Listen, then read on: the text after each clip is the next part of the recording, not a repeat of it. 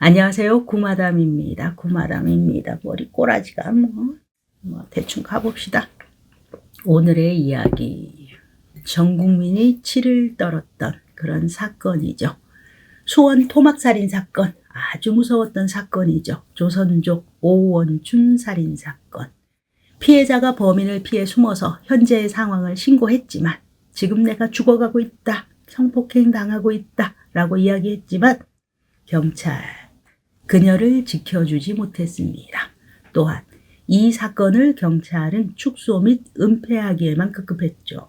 거짓말로 일관하면서 자신들의 명예와 신뢰 땅에 떨어뜨렸었습니다. 우리나라에서 이 사건처럼 짧은 시간에 국민들의 폭발적인 반응과 큰 파장을 일으킨 경우, 이런 경우는 매우 드물다고 합니다. 또한 경찰에게 전 국민적인 분노와 비난이 쏟아진 적 없었다고들 하죠.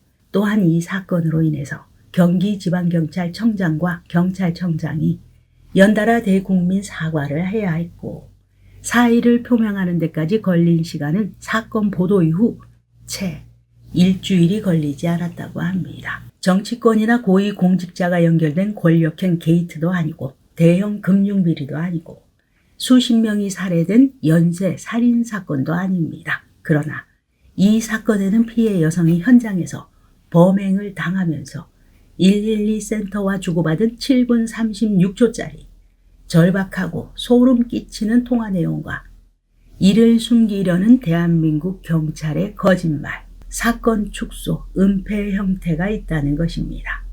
국민의 생명과 안전을 최일선에서 지켜야 할 경찰이 사건 축소, 은폐에만 급급해 거짓말로 일관하면서 자신들의 명예와 신뢰를 땅에 떨어뜨린 사건.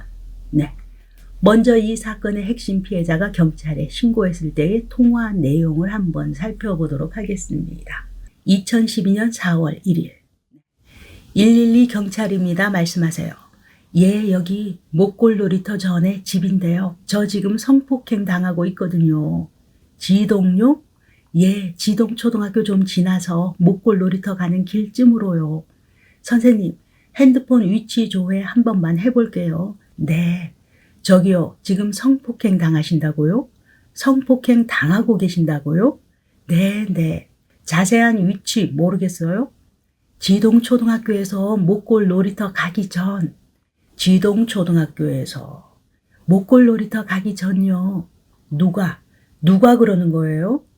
어떤 아저씨요. 아저씨 빨리요. 누가 어떻게 알아요? 모르는 아저씨예요. 문은 어떻게 하고 들어갔어요? 이때부터 관련 경찰들이 함께 듣게 됩니다. 저 지금 잠궜어요. 문 잠궜어요? 내가 잠깐 아저씨 나간 사이에 문 잠궜어요. 들어간데 다시 한 번만 알려줄래요? 이때 문을 강제로 열고 들어오는 소리가 들립니다. 휴대폰을 놓았거나 놓쳤거나 떨어뜨렸거나 아니면 숨겼다는 이야기가 되죠. 그러나 소리는 계속 들어오고 있으니까요. 잘못했어요, 아저씨, 잘못했어요. 여보세요? 주소 다시 한 번만 알려주세요. 잘못했어요. 여보세요? 잘못했어요. 여보세요? 주소가 어떻게 되죠? 반복합니다, 경찰은. 잘못했어요. 여보세요? 2분 04초가 되었습니다. 무언가 찍찍, 테이프 뜯는 소리. 반복. 네. 이때 신고를 받은 경찰 쪽 사무실에서 다른 근무자가 옆에서 이야기합니다. 장소가 안 나와가지고 찍찍, 반복되고 있습니다. 이때 신고자의 목소리가 또다시 들리죠. 가운데 손가락 아프다. 네. 4분 30초까지도 찍찍 테이프 뜯는 소리. 하는 반복된 소리. 아저씨 아파요라는 소리도 들립니다. 찍찍 테이프 뜯는 소리. 소리가 반복됩니다. 정말 급박한 상황이죠. 네. 이때 경찰 쪽 다른 근무자 목소리가 또다시 들립니다. 아는 사람인데, 남자 목소리가 계속 들리는데, 부부싸움 같은데, 근무자 간의 대화이죠. 신고자의 목소리가 또 들립니다. 찍찍 소리는 계속됩니다. 테이프 뜯는 소리 같은. 다른 근무자가 말합니다. 에이, 끊어버리자. 7분 36초 전화가 끊깁니다.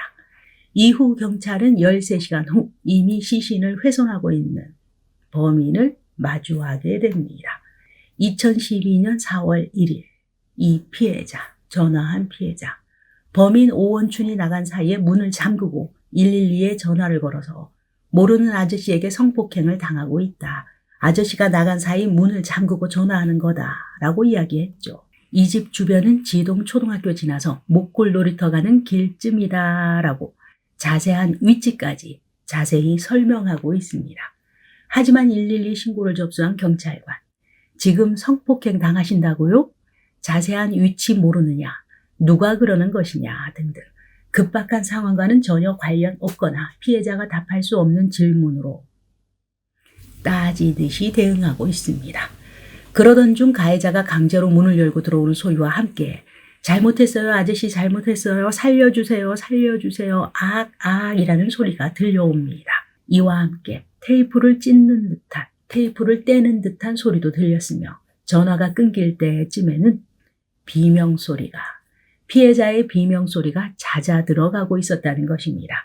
이 통화 속 피해자의 비명은 긴급 공청, 신고 내용을 파출소, 순찰차가 동시에 청취하는, 동시에 들을 수 있는 방식으로 고스란히 수원 경찰관들에게 무전으로 전파되었다는 것입니다. 하지만 기존의 경찰이 내놓은 녹취록에서는 1분 20초짜리로 억지로 문을 여는 소리와 함께 곧 끊어졌다라고 말했죠. 범인 오원춘이 잠긴 문을 열고 들어온 뒤에도 전화는 6분 넘게 끊어지지 않은 것으로 4월 7일 날에 밝혀지게 됩니다. 1분 20초 이후에는 살려주세요, 살려주세요, 왜 이러세요 하는 소리와 피해자의 비명소리가 수화기를 통해서 그대로 전해졌던 것으로 드러났습니다. 이 같은 사실을 공개하지 않았다가 문제가 불거지자 경찰은 112 센터와 피해자가 대화한 이후 나머지 시간은 피해자가 전화를 떨어뜨려서 경찰이 개입할 수 있는 여지가 없었다 라며 차마 이를 공개할 수 없었다라고 해명했습니다. 이해가 안 되죠. 말이 안 되죠. 피해자가 통화하다가 전화기를 떨어뜨렸다고 경찰이 개입을 못한다. 피해자가 범인에게 들키지 않기 위해서 지금 경찰과의 통화를 들키기 싫어서 떨어뜨렸거나 아니면 현명하다면 숨겨놓을 수도 있죠. 한쪽 구석에 놓을 수도 있고요. 당시 수원 중부경찰서는 4월 2일 관련 사건을 언론에 공개하면서 피해 여성이 112에 신고했다라는 사실을 감췄었습니다. 하지만 이는 4월 5일 경기지방경찰청이 녹취록을 공개하면서 거짓으로 밝혀졌죠. 이때 경찰이 잘못한 것은 또 있습니다. 경찰은 피해자와 112 신고센터 간 통화시간 총 7분 36초를 1분 20초로 이야기했고 초기 대응할 때 투입되었던 인력 11명을 형사 35명으로 축소하거나 확대하여 발표했습니다. 하지만 이것도 거짓임이 드러났죠. 사건의 축소, 확대, 은폐, 늑장 대응이 드러나자 전 국민이 들고 일어나기 시작했습니다. 비난이 쏟아지기 시작했죠. 이에 따라 서천호 경기지방경찰청장은 지휘, 소홀 등의 책임을 물어서 관할 서장과 형사과장을 대기 발령시키고 공식 사과문을 발표하게 됩니다. 그러나 국민들의 비난은 계속되었죠. 허점이 계속 드러나면서 결국 조현호 경찰청장과 서천호 경기지방경찰청장이 책임을 지고 물러난다고 밝혔습니다. 또한 경찰 측에서 용의자 위치 추적이 되지 않아서 답답한 피해자의 유가족이 소방방재센터에 전화를 걸어서 경찰을 대신하여 용의자의 위치 추적을 해주는 해프닝이 발생하기도 했습니다. 그렇게 해서 경찰은 피해자의 주소지가 전라북도 군산이라는 것을 확인한 후 군산경찰서에 공조를 요청하게 됩니다. 밤 12시 55분에 피해자의 가족과 접촉하게 되죠. 그리고 이때 피해자가 집에 없다라는 것을 확인하게 됨으로써 이 신고가 진짜 신고였다는 것을 알게 됩니다. 이로써 신고 접수 2시간 후 112 신고센터는 수원 중부경찰서 권역의 모든 현장의 인력에게 성폭행, 목골 놀이터 가기 전 지동 초등학교 쪽 긴급 출동, 성폭행을 당하고 있다. 정확한 위치는 모르겠다라고 출동 지령을 내리게 됩니다. 하지만 이 지령에서 중요한 단서가 빠졌다는 것입니다. 피해자가 집안에 있다라는 사실은 누락되었다는 것. 이로 인해서 피해자의 신고 내용인 지동초등학교 좀 지나서라는 위치 정보도 전해지지 않았다는 것입니다. 그렇다면 탐문은 어떻게 진행되었는가? 투입된 인력 11명, 2인 1조, 순찰차 2대, 형사기동대 5명은 사고 현장에서 1km가량 떨어진 목골 놀이터부터 수색하게 됩니다. 이때 현장 탐문 방법. 주민들의 취침에 방해될 것을 염려해서 주변 주민의 일일 대면 방식이 아닌 현관문이나 창문에 귀를 대고 사람 소리를 확인하고 소리가 안 들리면 철수하는 식으로 진행되었다고 합니다. 그러나 사건의 진행이 없자 4월 2일 2시 32분 형사기동대 2개 팀과 순찰차 2대의 추가 인원 배치를 지시하였고 추가 배치팀은 6시 50분쯤에야 현장에 합류하였으며 수사 지휘자인 수원중부경찰서 조남권 형사과장도 9시가 넘어서 현장에 합류하게 됩니다. 그 후 2일 11시 30분 부부가 싸우는 소리를 들었다는 옆집 주민의 결정적 제보를 받고 수사 범위를 좁혀서 바로 옆 건물 1층 다세대 주택에서 토막낸 시신을 가지고 달아날 준비를 하고 있던 오원춘을 붙잡게 됩니다. 사건의 개요 한번 보도록 하겠습니다. 2012년 4월 1일 오후 10시 32분 경기도 수원시 팔달구 지동초등학교 근처의 주택가에서 귀가하던 회사원 광모 씨, 당시 28세였죠. 여성, 한 남성에게 갑자기 덮쳐져서 그의 집으로 끌려 들어가게 됩니다. 여성을 납치한 이는 조선족 오원춘, 당시 41세였습니다. 우연히 길에서 마주친 피해자에게 몸을 부딪혔다라고 시비를 걸었다고 합니다. CCTV를 확인한 결과 걸어가던 피해자 앞에 갑자기 오원춘이 나타나 피해자를 밀치면서 살짝 넘어지게 되었고 다시 피해자를 끌고 들어가는 순간이 포착됩니다. 의도된 범죄라는 것이죠. 이 CCTV 영상 또한 사건 초기에 경찰이 입수했음에도 일주일이 지나서야 확인하고 발표했습니다. 오원춘의 말에 따르면 피해자에게 돈을 줄 테니 성매매를 하자고 제의했고 이때 피해자가 완강하게 거부하자 살려보내면 안 되겠다라는 생각에 스패너로 머리를 내리쳐서 기절시키고 목을 졸라 살해했다고 합니다. 이때 피해자는 납치 18분 만에 오후 10시 50분이었죠. 곽 씨는 112센터에 강간을 당하는 중, 성폭행을 당하는 중이라고 신고를 했습니다. 분명히. 그러나 경찰은 이렇게 얘기했습니다. 10시 54분에 신고한 지 4분 만에 경찰차 5대와 형사기동대 1개 팀 모두 16명이 최초 수색 활동을 했었다. 그러나 담당 수사관과 경찰관은 전화를 끊었고 다음날 아침에 그 동네를 헤매기만 하고 범인은 찾지 못했다. 이때 주민들의 수면에 방해가 된다는 이유로 경찰 사이렌도 울리지 않았었죠. 결국 피해자는 무참하게 살해당했습니다. 오원춘의 말에 의하면 피해자는 전화가 끊긴 후에도 6시간 동안 살아있었다고 합니다. 범인은 체포 당시 피해자의 시신을 해체하고 있었고 그의 옆에는 칼을 가는 숫돌까지 있었다고 합니다. 그 짓을 하는 동안 칼날이 무뎌지면 나를 다시 날카롭게 갈아서 그 짓을 반복했다는 이야기입니다. 오원춘은 사체를 무려 280조각으로 해체해서 17개의 비닐봉지에 나눠 담았습니다. 통상적인 살인 사건의 경우 2-3명의 부검의가 부검을 하는 것이 보통 일반적이지만 이 사건의 경우 사체 훼손 정도가 너무 심해서 14명이 부검한 것으로 알려졌습니다. 또한 성폭행 흔적 검사를 해야 하는데 그것이 불가능할 정도의 훼손이라고 알려졌습니다. 결국 이 사건은 오원춘의 진술에 의존할 수밖에 없었으며 봉지 하나당 20여 점씩 살점 덩어리가 총 280여 점이 담겨 있었다는 것. 이 범행 현장을 목격한 익명의 응급구조사는 뼈가 드러나 보일 만큼 살이 있는 대로 다 발라진 상태였다고 말합니다. 이 일의 여파로 이분도 이틀 동안 식사조차 제대로 하지 못했다고 합니다. 세상의 온갖 처참한 상황을 접하는 직업을 가진 이분이 이렇게 반응했을 정도면 얼마나 잔혹했는지 짐작되는 부분이기도 하죠.